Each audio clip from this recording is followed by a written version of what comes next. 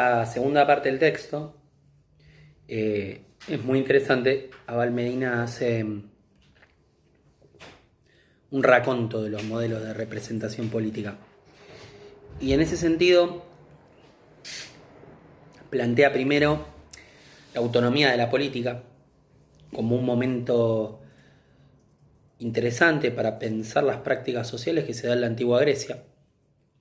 Va a plantear que la política va a dejar de ser el resultado de la acción divina para empezar a ser el resultado de la acción de los hombres. Y en ese sentido, no es menor la interpretación que hace primero Platón, diciendo que los hombres son eh, animales gregarios. Y en segundo lugar, Aristóteles, diciendo que los hombres son animales políticos. Y esa cuestión no menor respecto del entendimiento de los hombres como animales políticos plantea una idea de que el hombre se realiza no solo en su relación con otros, sino en su práctica política. Es decir, los que se realizan en la antigua Grecia son un sector minoritario de la sociedad que es la que tiene derechos políticos. Acuérdense que Grecia se sostiene sobre la lógica de un sistema esclavista y que los hombres libres son un sector minoritario de la sociedad. En ese marco, los griegos también, en términos de estudiar un poco cómo se genera la representación, son muy estudiosos de las distintas formas de gobierno. De hecho, hay un libro de Aristóteles que se llama La Política, en donde lo que estudia fundamentalmente es las diferentes representaciones políticas que existen en ese mundo cercano. Hay varias, ¿no? Hay una enumeración de varias formas de ejercicio político. Inclusive el texto de Abal Medina plantea, ¿no?, cómo desde la perspectiva de Aristóteles es muy interesante tratar de buscar un equilibrio entre la aristocracia y la democracia. De hecho, Aristóteles no es un defensor del sistema democrático, sino que en realidad plantea la necesidad de que exista una aristocracia, la aristocracia entendida como el gobierno de los mejores, así como es crítico de la oligarquía, es decir, del gobierno de aquellos que ejercen el poder porque ejercen el poder económico, también es crítico de la democracia y para él el equilibrio está en la aristocracia, que en definitiva es entendida como el gobierno de los mejores.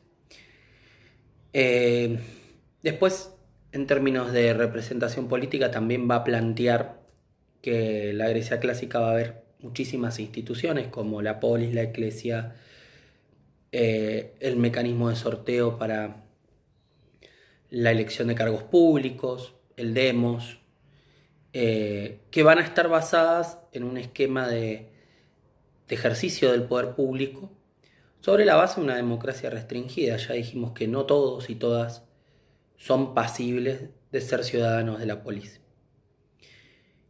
En cambio, en la Edad Media la representación política se va a entender sobre la base de la emergencia del poder eclesiástico y va a haber una desaparición de la política.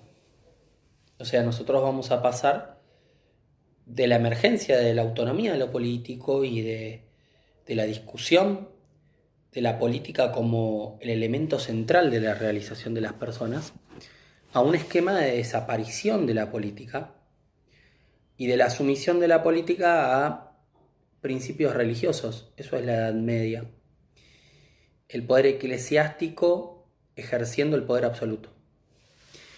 La modernidad va a traer de vuelta al plantear la centralidad de los hombres a partir sobre todo de dos movimientos. Un movimiento cultural, que es el Renacimiento, que posiciona al hombre en el centro del universo, y un movimiento político-religioso, que es el movimiento de la Reforma y posteriormente también el movimiento político impulsado por la centralización del poder monárquico, es que vamos a entender una ruptura del orden comunitario para empezar a construir un orden social basado en que es posible romper con la rigidez estamental para promover transformaciones políticas y económicas.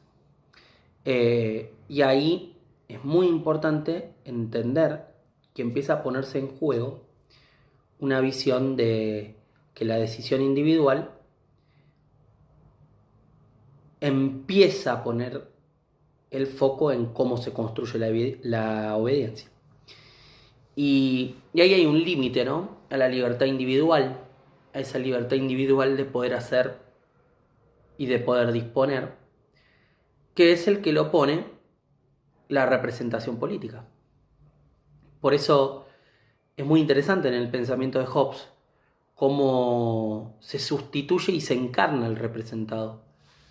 Es decir, no hay una cuestión de delegación del poder en una figura absoluta que no es sin el consentimiento de los representados. Por eso hablamos de un sistema representativo, hablamos de personas que representan el interés individual del ejercicio político y en el caso de Hobbes también del ejercicio de la violencia. Y ahí me parece no menor justamente entender esta idea de contrato que había planteado anteriormente, porque la idea de contrato justamente es un acuerdo de partes. En el caso de Hobbes, un acuerdo de partes para conservar la vida. Por eso pasamos de un estado de naturaleza a plantear un pacto y de un pacto a conformar la comunidad política o, si se quiere, la entidad superior que va a dominar la estructura de vida de los individuos. Y ahí es donde empezamos a ver que el Estado moderno trae como colación un debate central, que es el debate de la representación política. ¿Quiénes ejercen el poder? ¿Por qué nosotros le damos a otro la potestad de ejercer el poder público? ¿Por qué nosotros le damos a otro la potestad de decidir sobre nuestra vida cotidiana y sobre nuestras acciones cotidianas? ¿Y cómo se construye esa representación? Es fundamental. Y ahí es donde en el texto de Valmedina aparecen, por ejemplo, algunos ejemplos, ¿no?, de representación política. Uno es la representación por semejanzas. Muchas veces ese que representa a otros individuos lo hace porque esos individuos le asignan la defensa de sus intereses corporativos. Muchas veces muchos liderazgos tienen que ver con que las personas asemejan a esa representación con la defensa de su situación cotidiana, con similitudes particulares. Creen que ese representante es como si fuera uno de ellos. Otras veces la representación se constituye como delegación. Implica una transferencia del poder, una aceptación de un sistema superador de los individuos, ya no por cercanía o porque se asemeja en cuestiones identitarias, sino también porque entienden los individuos que hay una necesidad de ser gobernados, de rendir obediencia. Y ahí implica una transferencia del poder. Otras veces, como responsabilidad. Hay ciudadanos que delegan el poder, pero no sin marcar que ese contrato, que ese acuerdo, que esa delegación no solo es un acuerdo firmado por aquellos que necesitan de un poder centralizado que ejerza el poder, sino también que quienes ejercen el poder deben responder por eso. Y ahí hay muchos principios que se discuten durante el Estado moderno. Uno es el planteo de Hobbes. Hobbes dice algo que retoma Bobbio en algunos escritos, y es una pregunta muy interesante. ¿Quién controla a los controladores?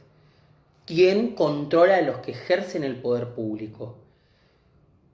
¿Es posible rebelarse contra aquellos a los que les asignamos voluntariamente la potestad de gobernar? Y ahí es donde aparece, y en una situación no menor, el planteo de la desobediencia civil. Por eso para Hobbes el contrato, porque obviamente defiende otros intereses, el contrato no es para defender la vida, el contrato es para defender la propiedad. Dije Hobbes, es para Locke. Para Locke hay un principio que es el principio de desobediencia civil, que es algo que plantea en el segundo ensayo sobre el gobierno civil, en una Inglaterra en la que justamente se está discutiendo con romper con el poder absoluto y darle representación política a esa nueva clase social en emergencia que es la burguesía. Y por último, hay un esquema de representación que no hay que dejar de lado y que es más, yo creo que está también puesto sobre la lógica del valor que se le da al conocimiento, que es el esquema de representación independiente. Cuando en realidad la persona que asume un rol lo hace porque la sociedad le reconoce un conocimiento específico en un área determinada y esa persona se convierte en un experto que toma decisiones. Ese modelo de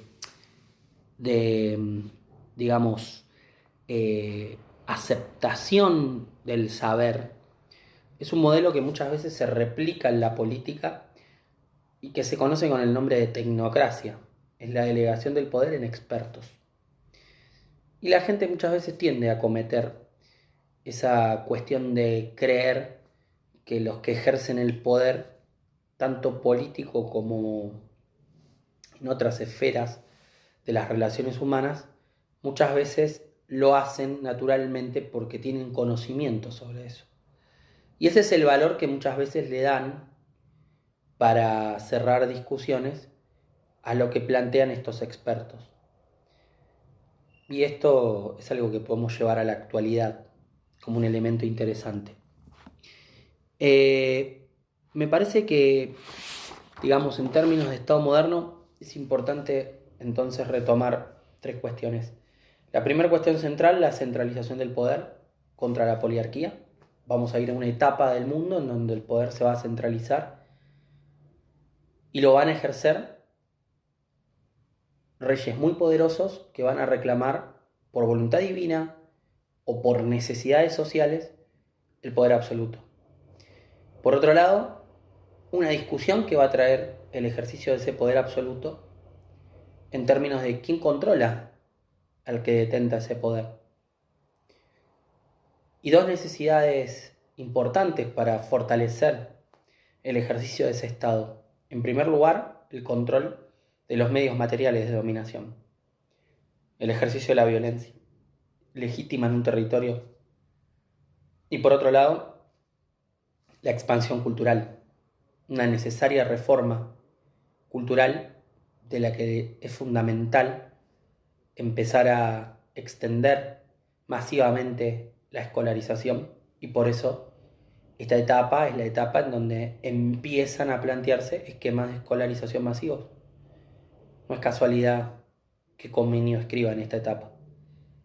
Comenius es el resultado de una necesidad política e histórica de una clase social dominante que necesita expandir los conocimientos culturales, su visión del mundo y un paradigma político alternativo